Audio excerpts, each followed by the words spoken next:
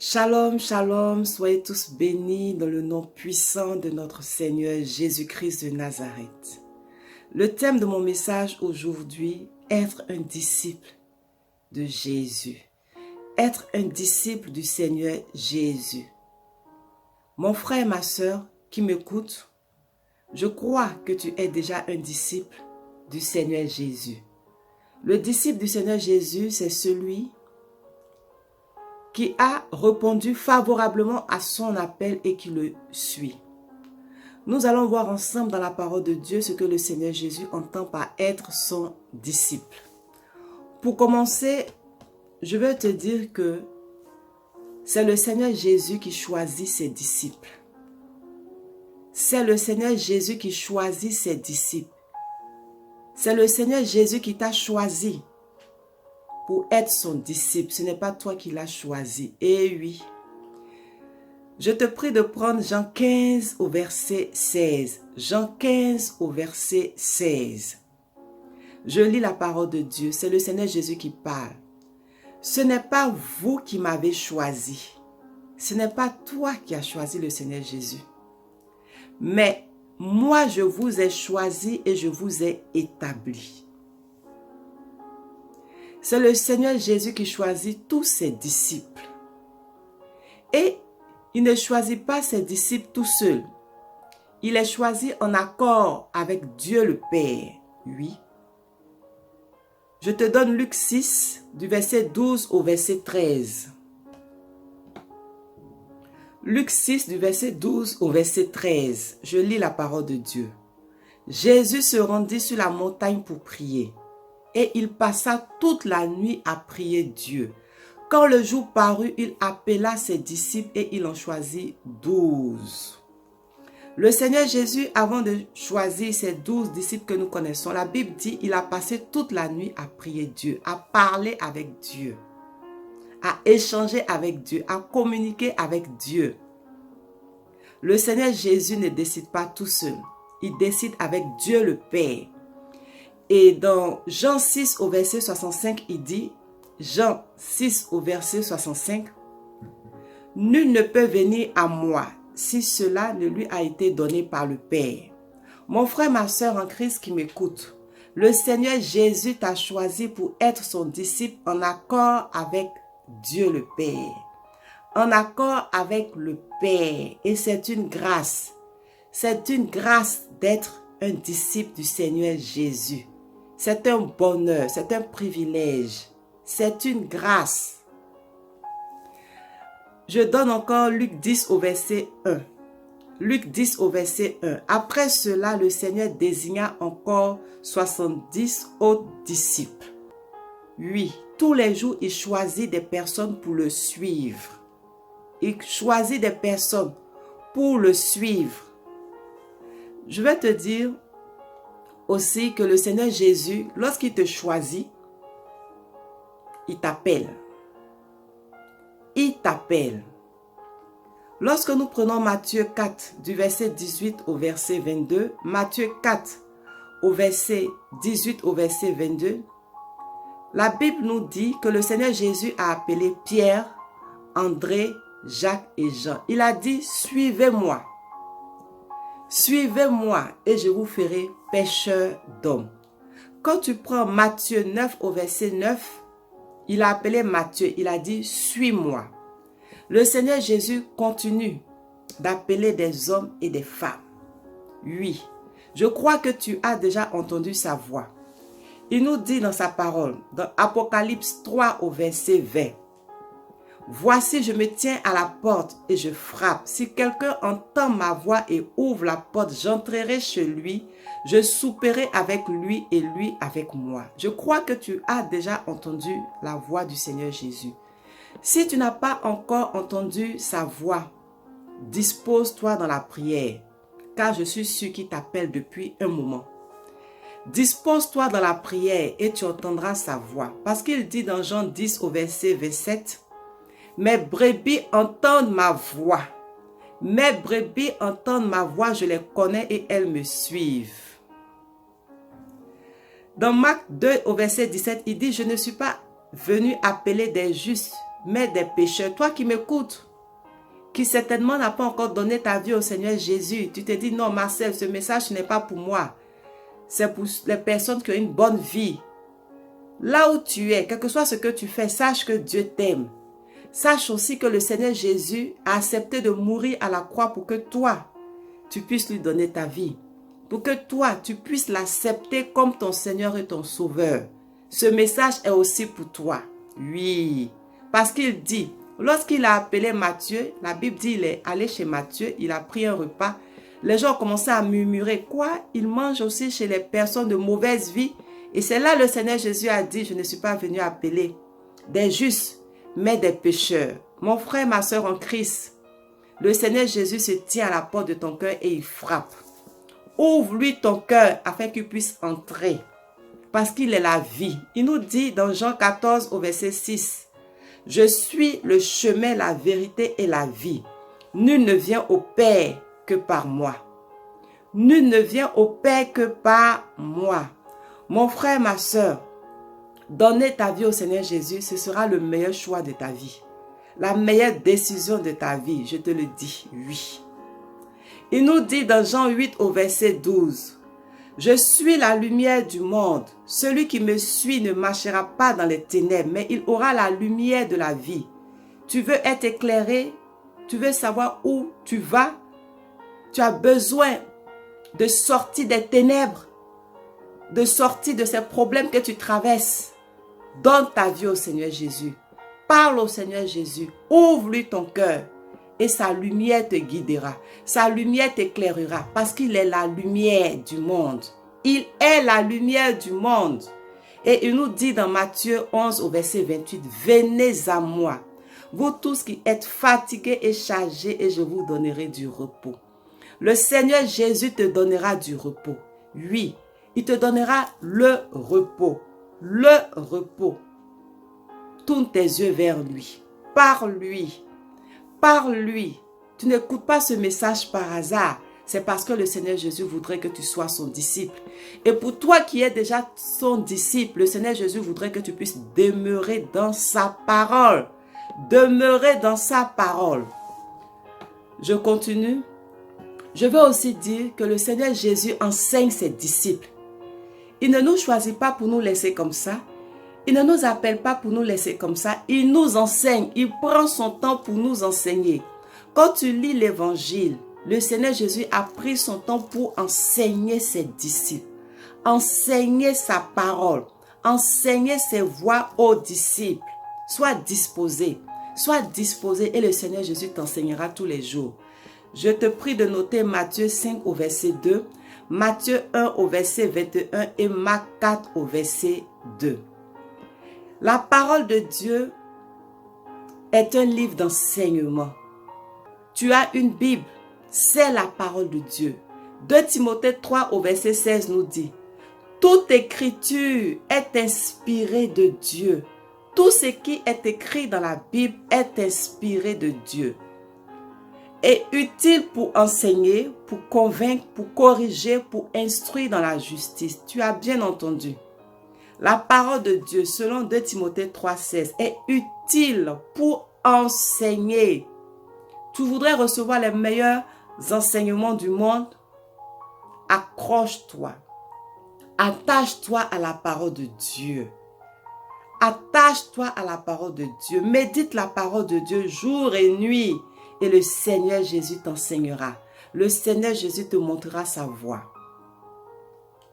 Je veux aussi dire que le Seigneur Jésus équipe ses disciples. Il choisit ses disciples. Il les appelle à le suivre. Il les enseigne. Il les équipe aussi. Toi qui m'écoutes, disciple du Seigneur Jésus. Le Seigneur Jésus équipe ses disciples. Je te prie de prendre Matthieu 10 au verset 1. Matthieu 10 au verset 1, il est écrit, « Il leur donna le pouvoir de chasser les esprits impurs et de guérir toute maladie et toute infirmité. » Le Seigneur Jésus donna le pouvoir à ses disciples de chasser les esprits impurs. Toi qui m'écoutes, tu es un disciple du Seigneur Jésus, sache qu'il t'a donné le pouvoir de chasser les esprits impurs. Quand je prends Luc 9 du verset 1 au verset 2, il est écrit, Jésus leur donna force et pouvoir sur tous les démons avec la puissance de guérir les maladies. Il a donné cette force et ce pouvoir à qui? À ses disciples. Toi qui dis, je suis un disciple du Seigneur Jésus, sache que le Seigneur Jésus t'a donné force et pouvoir sur tous les démons, avec la puissance de guérir les maladies. Tu as besoin d'augmenter ta foi, oui. Je lis aussi Luc 10 au verset 19.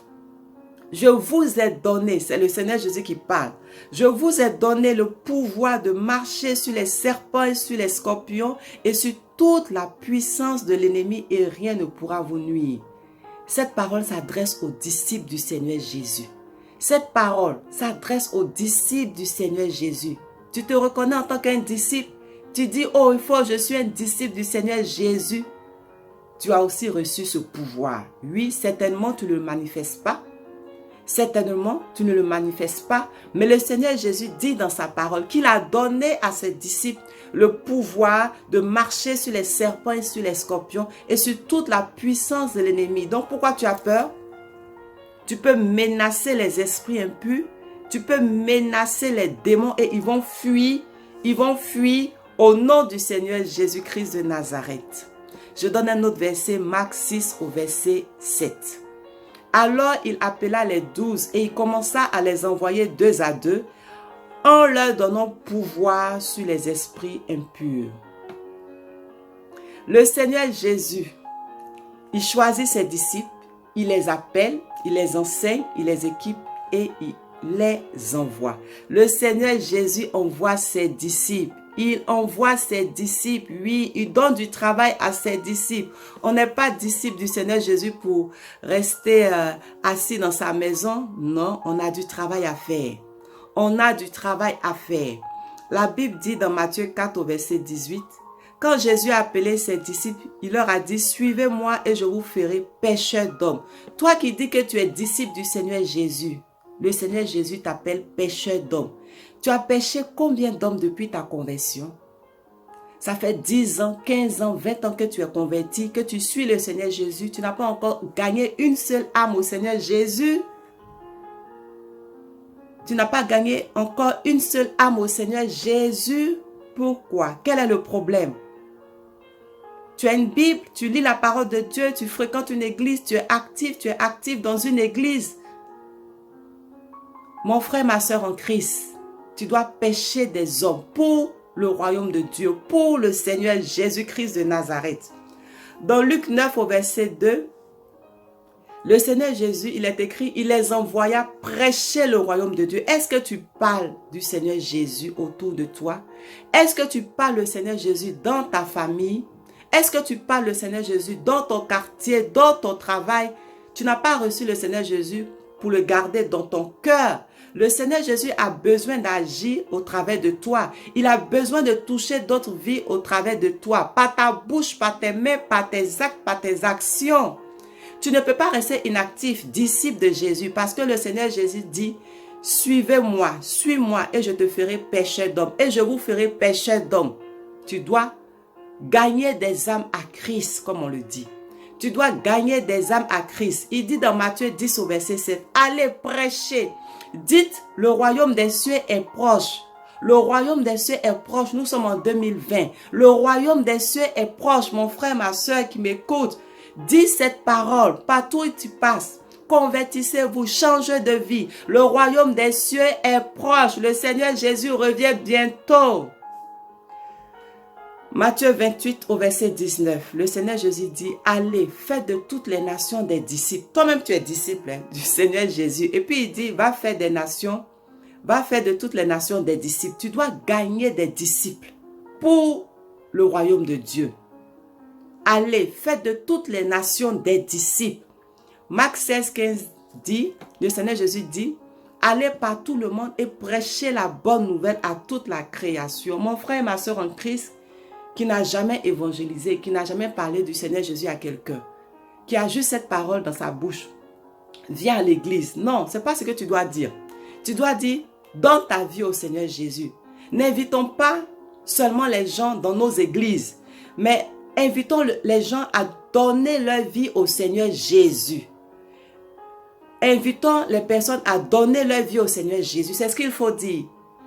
Tu donnes ton témoignage, tu parles des bienfaits, de l'amour de Dieu, de l'amour du Seigneur Jésus à une personne. Quand tu conclus, tu dis, donne ta vie au Seigneur Jésus. Et cette personne, touchée par le Saint-Esprit, va fléchir genoux, va décider d'accepter le Seigneur Jésus. Mais très souvent, on a cette erreur-là. Viens dans mon église, viens dans mon église. Et les gens, ils arrivent dans les églises, soit ils sont satisfaits, soit ils ne sont pas satisfaits, après on ne le revoit plus. Le Seigneur ne nous appelle pas à gagner des âmes pour remplir les églises, mais pour remplir le royaume de Dieu. Donc lorsque tu évangélises, dis, donne ta vie au Seigneur Jésus. Viens à Jésus. Viens à Jésus. Alléluia. Je continue. Toi qui es disciple du Seigneur Jésus, sache que le Seigneur Jésus attend beaucoup de toi. On n'est pas disciple du Seigneur Jésus pour être assis dans sa maison, pour être assis dans une église.